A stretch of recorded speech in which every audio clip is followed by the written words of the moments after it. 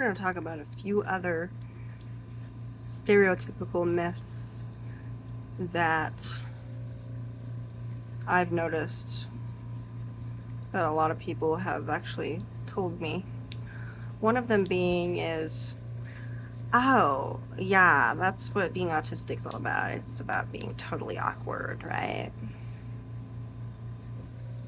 Despite what you've seen on TV and television, we aren't quite as awkward as you might think that we are. Some of us do rely on awkward situations, but it's not always our fault. Often the things that make conversations awkward is because the other person doesn't quite understand how a conversation works, or they're unsure of what autism is, or they sense that something is off or different and they don't know what it is, so they kind of act a little bit weird. And sometimes it will, especially when I was a kid, they'll just go like this.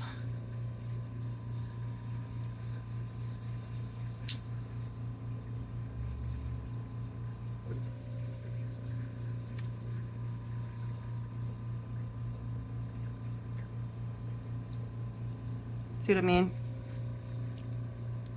See what I mean? Yeah. Sometimes it's not just awkward, it's just awkward because neurotypicals make it awkward. And when I get into a conversation, this woman once started a conversation with me. I was at a book sale and she said, so, what kind of books are you into? Fantasy. And then she stared at me like this.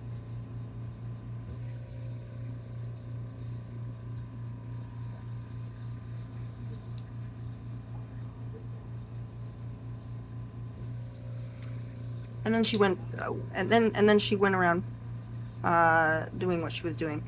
When you start a conversation, you have to continue it. I didn't know that she was supposed to. I was waiting for her to say something else. And somehow, I've told this story many times, and people just don't get it. They don't realize how weird that is. They just assume, oh, you're the autistic one. Yeah, I'm the autistic one, but everybody gets really surprised and says, you don't look autistic. That's another one. We autistic people just love this phrase. We love it so much that we've made so many angry videos about it. No, it's actually considered to be a great insult because we've actually worked hard not to look like we're autistic.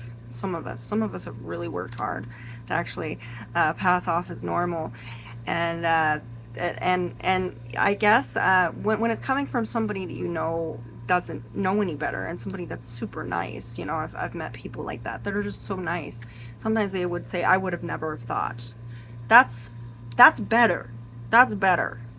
I never would have thought, and I was like, yeah, I kind of forget myself. That you can say things like that, but don't say you don't look autistic, because looking autistic, some people say that there is a look, and some people can spot it.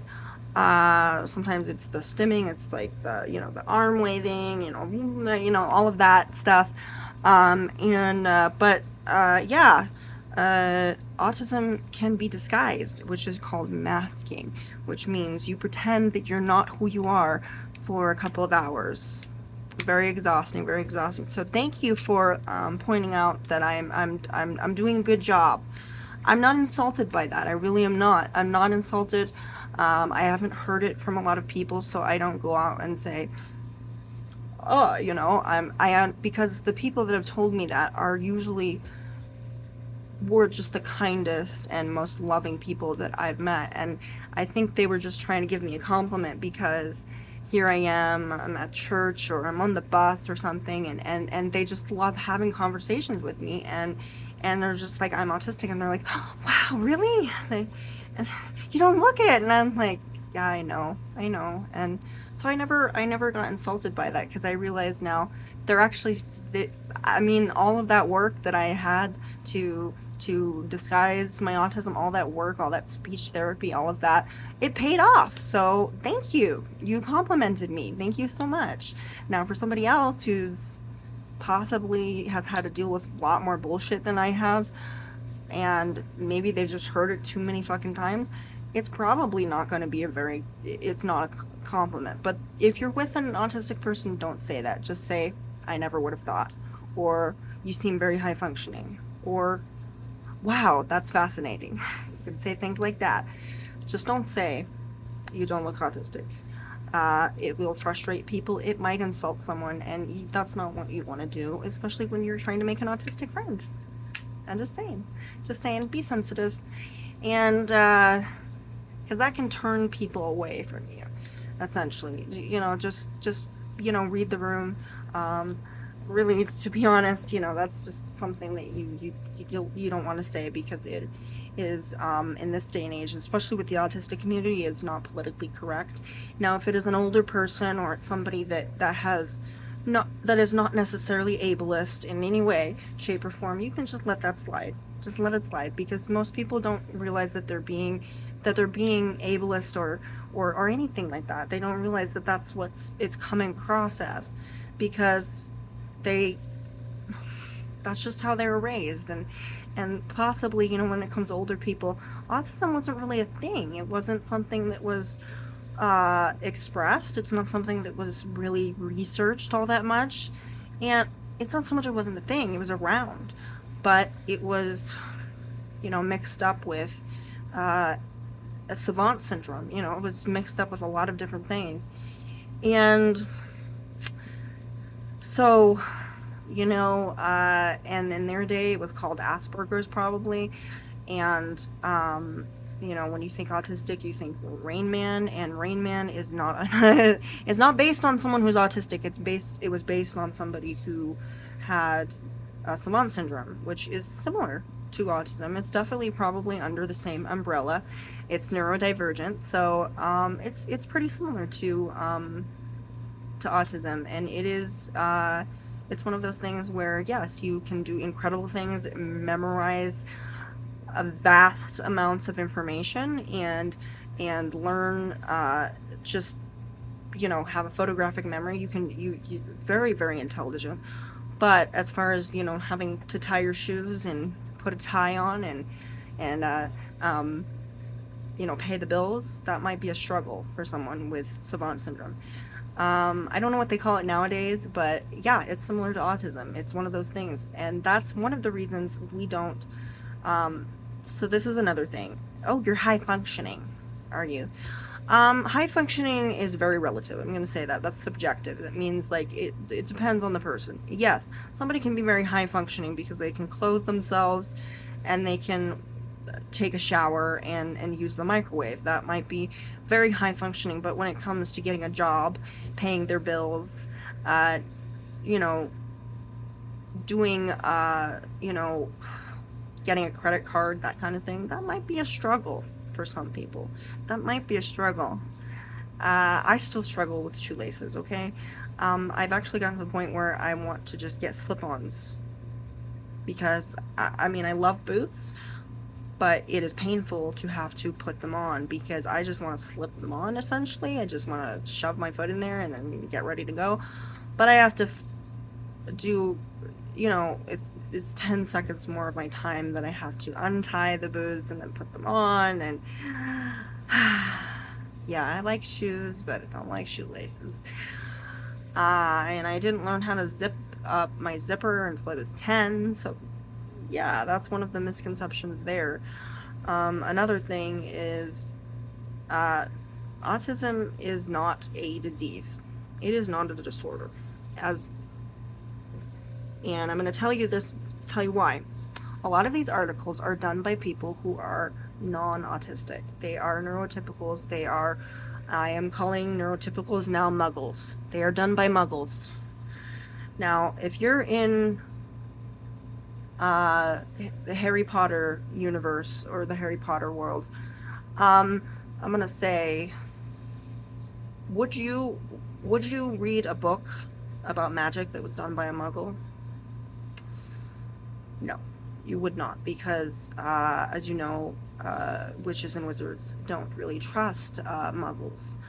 There's been a lot of controversy between them, so the reason is because, well, they don't know a lot of what goes on in the magical world, and a lot of what they might have seen it a couple of times. So yes, muggles see magic every once in a while, but as far as living the magical life, no, they don't know. They don't have that experience. They don't have that experience. It's like me, uh, you know, writing a book about Disneyland and never going there, and just like, I've never been there, but I'm gonna write a book about it. I mean, I could, but then let me see. Yeah, that might work, but most of the people that write these things, they've been to Disneyland at least a couple of times. Okay, so that might not be work. That night might be working. That night might not be working. Somehow I have forgotten the English language because that is my brain. I might not be working on this, and I might not be working on that. I corrected my English because I was going to say I can not be that. Yes, I messed up. Okay, so yeah, that's the thing. And then another thing is yeah, uh, autistic people don't.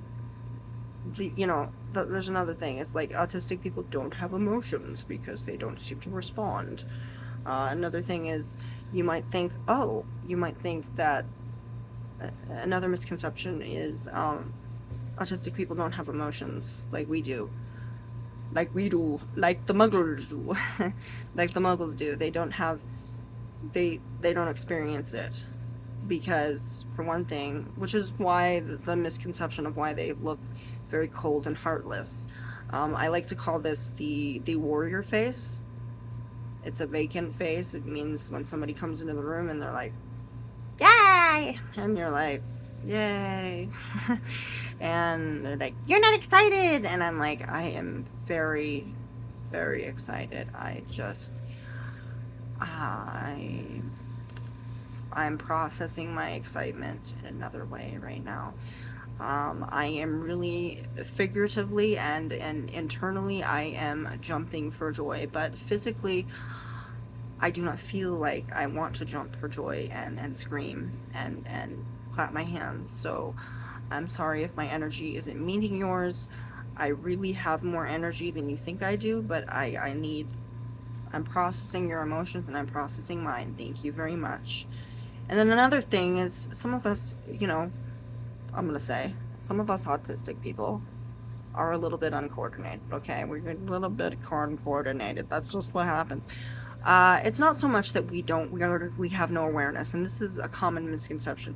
Many people, and my family still does this to this day, they underestimate me and they think that I have no awareness when I'm walking around. They're like, you gotta be careful when you leave the house. You don't have your earbuds in. Because you look both ways when you cross the street. I'm like, I'm not 5. And then meanwhile, I look at my family, and you know, uh, my aunt is looking for her phone with the light on her phone, and I'm like,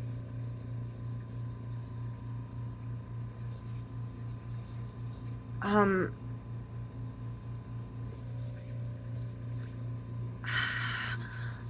you're worried about me? You're worried about me now.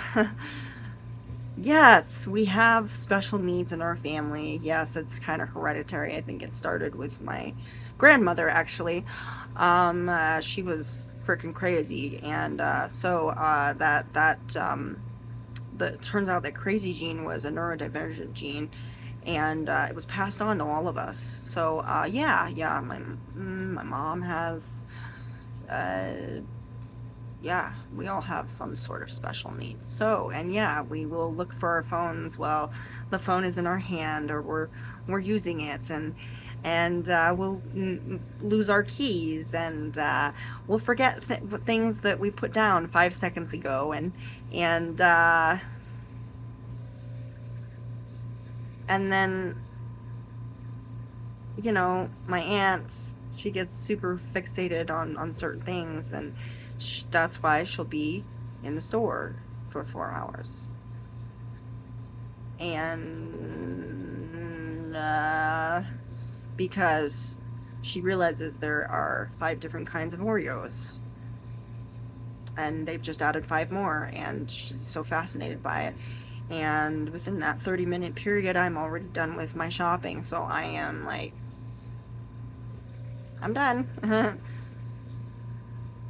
And then she just looks over and she's like she just realized that she was in the store for the first time, and she's like, oh, I'm so sorry, I can't, I just, once I get fixated on the thing, I can't stop. And I was like, you're preaching to the choir. I am in choir right now, so I understand. Yes. I do that thing with YouTube. I wake up, it's like 12 o'clock, 12 a.m. And I go on YouTube, and I'm like, oh, this would be fun. Let's watch Markiplier. And then all of a sudden it goes to this and it goes to that and all the suggested videos. And then 4 hours have passed and it's 7 o'clock. Oh, that's longer than 4 hours, actually. So yeah, that's the fun thing. YouTube is so great. It's fantastic. It just leads you to all so many different things. YouTube is literally a layout of my brain. It's my brain. It's really just my brain. There's so many different things that are in there. Some things you don't need. Some things are absolutely essential, and other things just,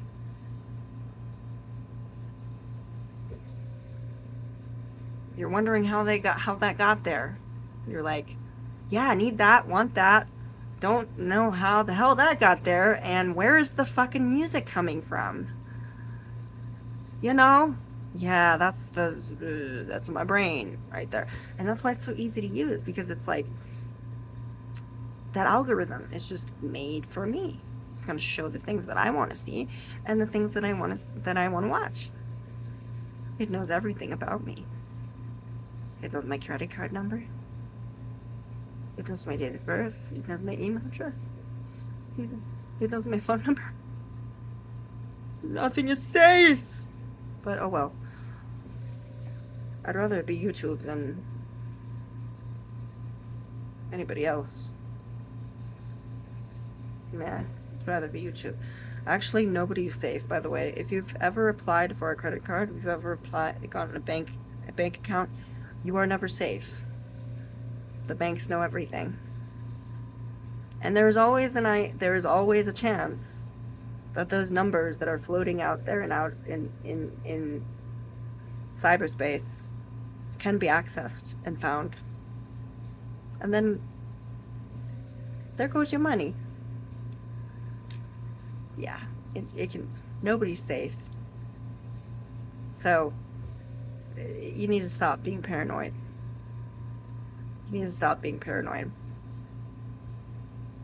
Best thing, just don't hide anything. Don't hide anything. Because people will find you out. They'll find you out. They'll find out the real story. You'll go to Starbucks one day, after you're famous, and then you totally spaz out. Don't you always hear that? You always hear that. You always hear that on TikTok, where it's like some celebrity that goes to Starbucks. It's like, why are you going to Starbucks? Why? Couldn't you just get your butler to do it? Go send your butler out to get the coffee. I mean, couldn't you just do that? Hey, butler, Niles, would you please get me the frappuccino? Yes, sir, of course. Seriously, I mean, come on. Park the car while you're at it. Would you like to go, sir?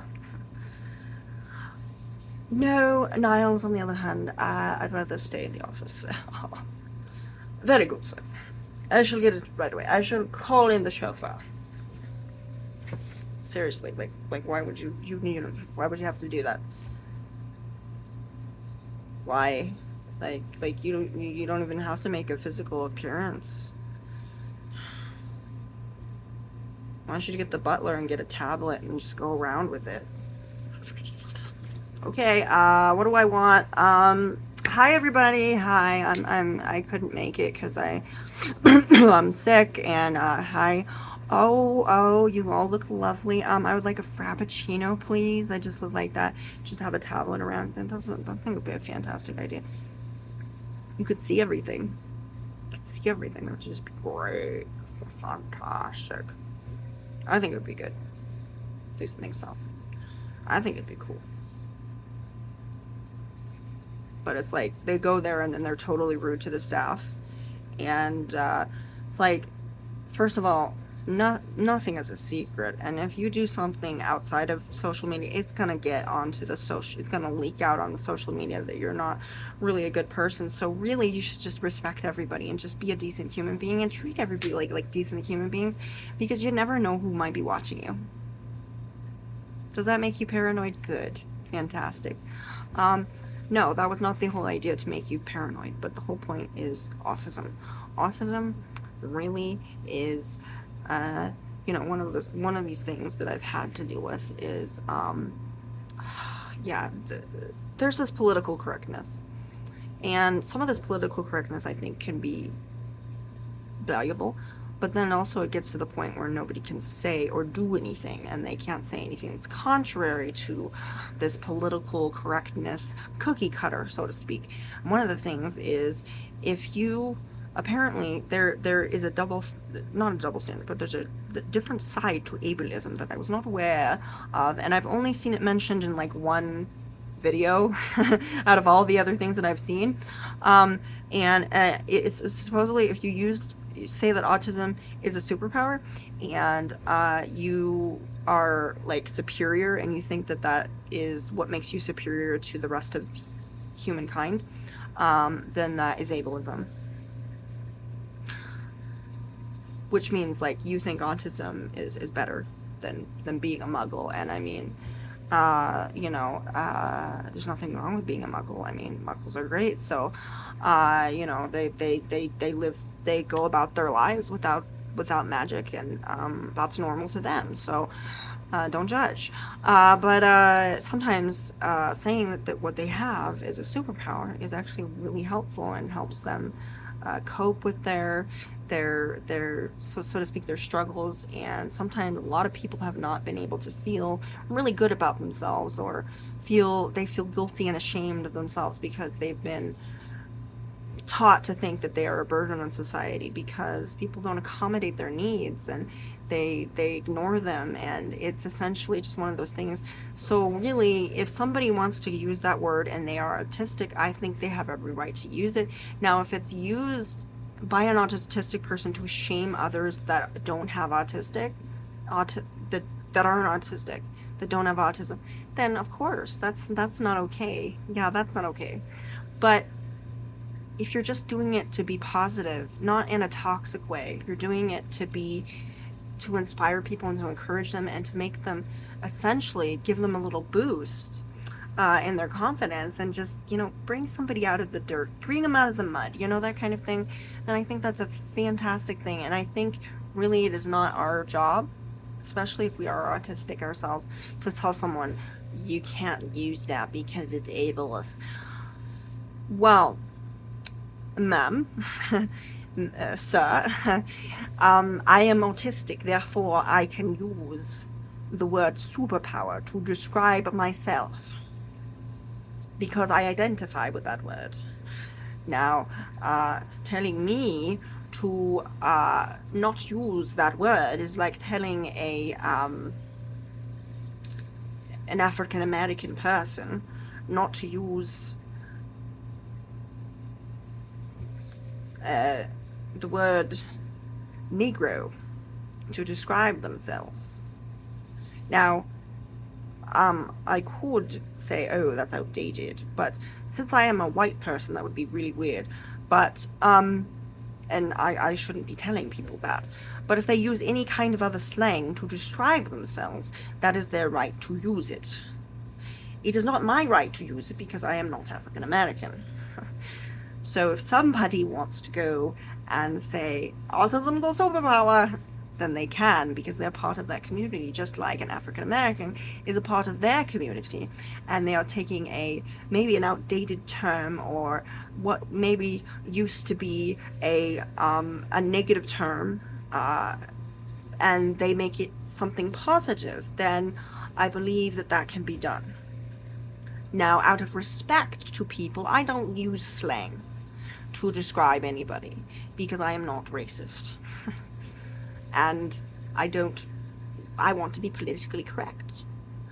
And eventually it's going to get to the point where we don't even have to say African American, or we don't have to say white, or we don't have to say this or that, because we will just describe them as wonderful people, because we'll just see people for people. You know what I mean? You're just going to see people for people. And that would be fantastic. I hope I will see that day come where we can just look at people and say, you're just a different kind of person. You're a different kind of person than me, but you are my equal, and you are a friend.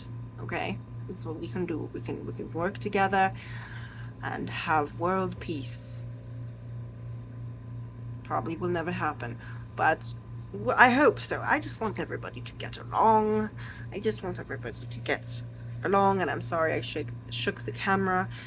I really need to get a better stand. Yes. No, there was not an earthquake. It was just me.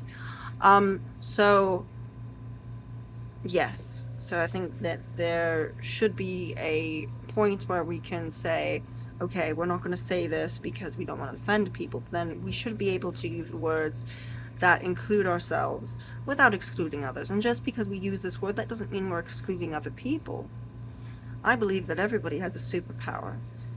And it's not necessarily something that, it's not, even if someone doesn't have autism, they have a superpower. It's writing, reading, singing, collecting bottle caps. Maybe it's just something they do, something, a hobby, something they're really good at.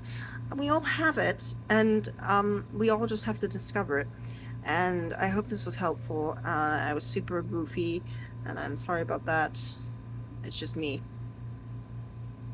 If you don't like goofy videos, you can go and see some serious ones. And that is all for today.